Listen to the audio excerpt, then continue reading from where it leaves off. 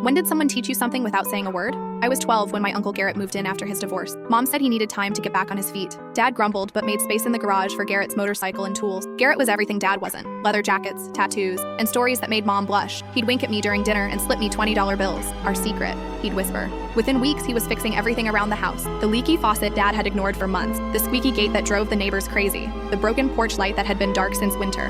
Mom started wearing makeup again and laughing at Garrett's jokes. She'd hover nearby while he worked, bringing him iced tea and asking questions about his tools. Dad worked longer hours. Overtime became his escape. One evening, I came home early from soccer practice. Through the kitchen window, I saw Garrett and Mom standing close by the sink. Too close. His hand rested on her lower back as she washed dishes. When she turned, he didn't step away. Neither did she. I watched them for 3 minutes, frozen on our back porch. Their conversation was quiet, intimate. The way they looked at each other made my stomach hurt. When Garrett tucked a strand of hair behind her ear, I finally understood what I was seeing. I crept to my room and stayed there until Dad came home. At dinner, Mom served Garrett's favorite meal. She learned he hated onions, loved extra pepper, preferred his steak medium rare. She knew because she'd been paying attention in ways she'd stopped doing for Dad years ago. Dad ate silently, exhausted from another 12-hour shift at the plant. For weeks, I watched them dance around each other. Garrett would find excuses to brush past Mom in the hallway. She'd linger when bringing him coffee in the garage, staying to chat about his day. They'd text constantly. I saw her hiding her phone when Dad walked in, deleting messages with quick swipes. The house felt electric with their unspoken tension. Even our dog seemed nervous, pacing between rooms like he sensed the coming storm. The worst part wasn't the betrayal.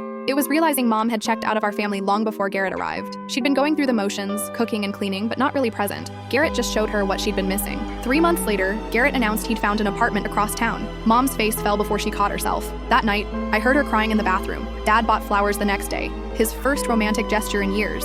Too little, too late. Mom filed for divorce 6 weeks after Garrett left. During the custody hearing, she looked small in her chair. Nothing like the woman who'd glowed under Garrett's attention. Dad's lawyer mentioned Garrett's extended stay and Mom's sudden change of heart about marriage. I never told anyone what I'd seen that first evening. Some secrets feel too big, too destructive to release. Years later, when my own marriage hit rough patches, I remembered that moment by the kitchen sink. How easy it had been for Mom to drift away. How Dad's neglect had created space for someone else to fill. How attraction grows in the spaces between what we say and what we need. I learned to pay attention. To notice when my husband worked late because he had to versus when he worked late because he wanted to. To distinguish between comfortable silence and emotional distance.